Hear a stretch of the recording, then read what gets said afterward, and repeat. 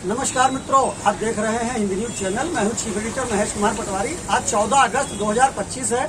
आज से 78 साल पहले जब भारत का बंटवारा हुआ था और पाकिस्तान नाम के देश ने जन्म लिया था, उस समय पाकिस्तान में रहने वाले अरबपति करोड़पति हिंदुओं ने जो विभाजन का दंश झेला था, उनके ऊपर जो अत्याचार किए गए थे, उसके बारे में आज याद करने का दिन है।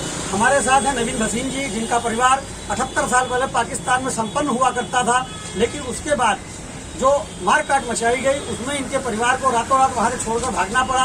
और जो उस समय का दृश्य था, बड़ा हृदय विदारक था। उस बात को याद करके आज भी आंसू आ जाते हैं। फिर भी विभाजन के दिवस को याद करने का दिन है। हम इनसे जानेंगे उस समय क्या हुआ था। भारत की आज़ादी का काला इतिहास का काला दिन, जब देश का बंटवारा हो गया, उसके बाद नागरिकों से मचाया कत्ले-आम। क्या नाम है आपका? नवीन भसीन नाम है जी मेरा। पिताजी का नाम?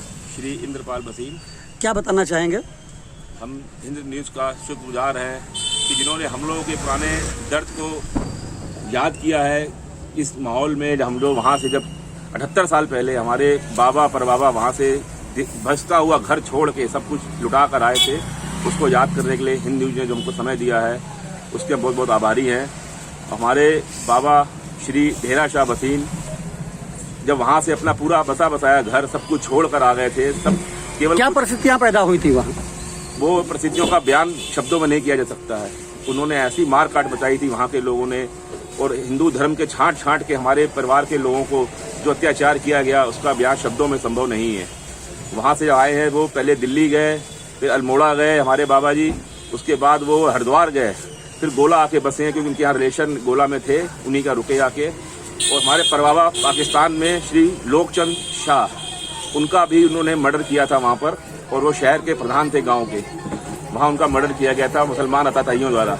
और उसके बाद वो जंड होती जिला मर्दान के थे। मुझे नाम जाता, मेरे बाबा कहानियाँ सुनाते थे, किस्से सुनाते थे, उसका बयान शब्दों में संभव नहीं है। उसको याद करके अभी हम आज भी सिहर जाते हैं। भगवान से प्रार्थना करते हैं कि ऐसा दिन भारत को कभी दोबारा न देखना पड़े।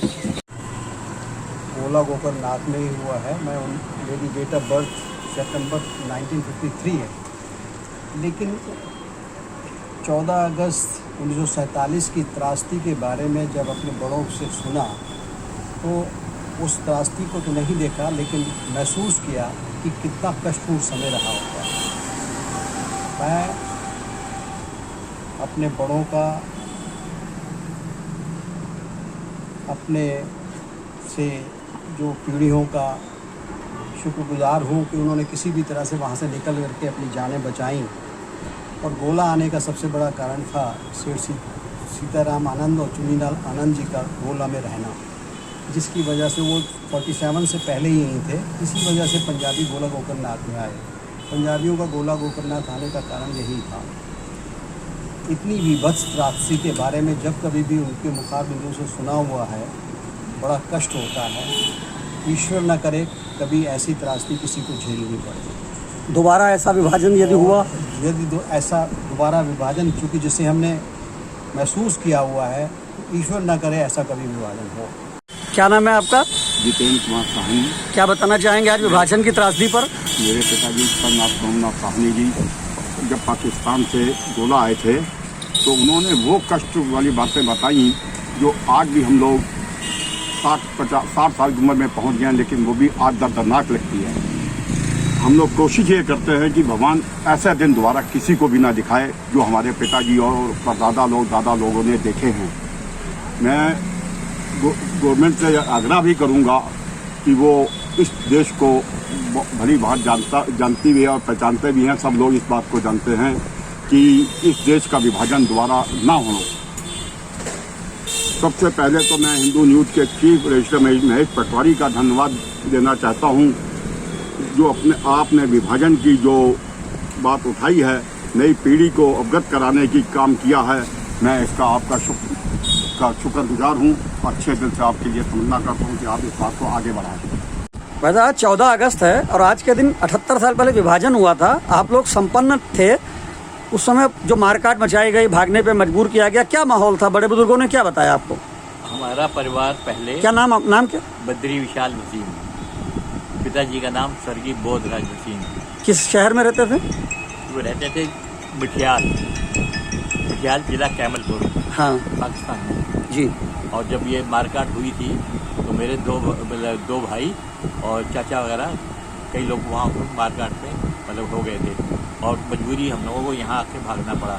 तो जब पिताजी वगैरह मेरी पैदाइश यहीं की है भारत की, और परिवार जब वहाँ से भागा था तो वहाँ अच्छा खासा पैसा और मतलब जगह वगैरह थी, लेकिन वहाँ जब मजबूरी भागना पड़ा तो यहाँ से सीधा वो पहले आए थे अयोध्या और उसके बाद सन 50 में वो गोला गोकर्णनाथ आ गए थे। गोला कैसे आए आप लोग?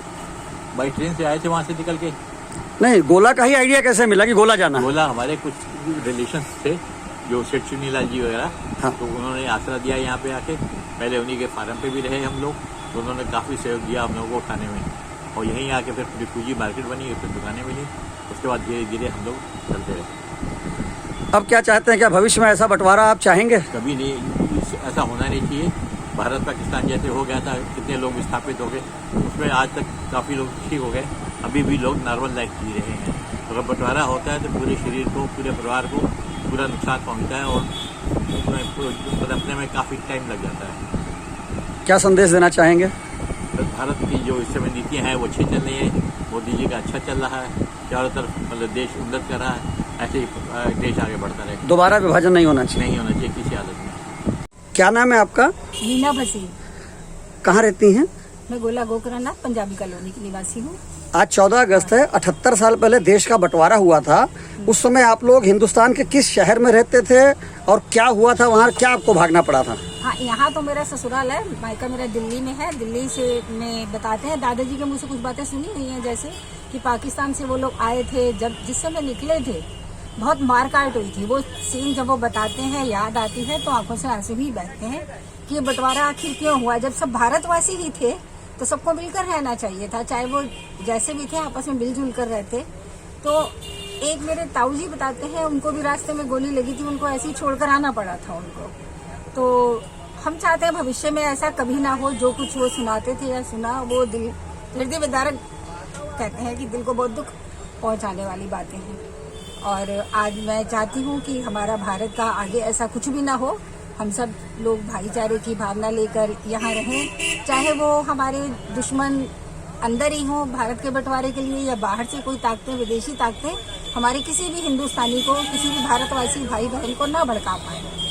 तो मेरी तो यही प्रार्थना है भगवान से कि हम सब लोग आपस में मिलजुल कर रहें, हमारा भारत जैसे है बना रहे। ये आप हिंद न्यूज़ के चीफ एडिटर पटवारी जी को बहुत बहुत धन्यवाद देती हूँ कि आज उस समय को याद इन्होंने दिला दिया, जो था लोग तो जब भूलना चाह रहे थे, लेकिन दिलाया है, उस समय की बातें याद हैं और ये चीज़ें सबको याद हैं। आज अच्छा लगा इनका ये कि देश प्रेम की भावना की इनके अंदर, नई पीढ़ी को जानकारी कराना हमारा मकसद है। और ये आज आगे आने वाली जनरेशन को हमें पता चलना चाहिए, आज की नौजवान पीढ़ी को पता चलना होना चाहिए कि उस समय विभाजन के समय क्या क्या तकलीफें सही, दूसरी जगह पर नए सिरे से स्थापन होना बहुत मुश्किल काम होता है। तो आपस में सब लड़े नहीं, सब आपस में जब विस्थापन हुआ था, आप लोग को भगाया गया था, महिलाओं और लड़कियों के साथ ये बड़ा दुर्व्यवहार किया गया था। बहुत दुर्व्यवहार किया गया था। कुछ फोटो हमने देखी है, बहुत बुरा व्यवहार था। लाशें हमने देखी हैं जो चील कौए नोच नोच के खा रहे हैं। गाड़ी जब आई थी वो सीन भी किसी फोटो में मैंने देखा है, वो गाड़ी किस तरह से लाशों से भरी हुई थी जब आई थी यहाँ पाकिस्तान। ट्रेन वहाँ से आती थी पाकिस्तान से इंडिया। हाँ, आई थी वो लाशें भी, मैंने उसकी मतलब पिक्चर्स देखी हैं, फोटो में देखी हैं वो चीजें मैंने, जो न्यूज वगैरह में, पेपर वगैरह में निकली हैं। तो दिल दहल जाता है। वो सीन अब दोबारा नहीं देखना चाहेंगे। हम नहीं चाहते कि हमारी भावी पीढ़ी आगे ऐसा कुछ दृश्य देखे।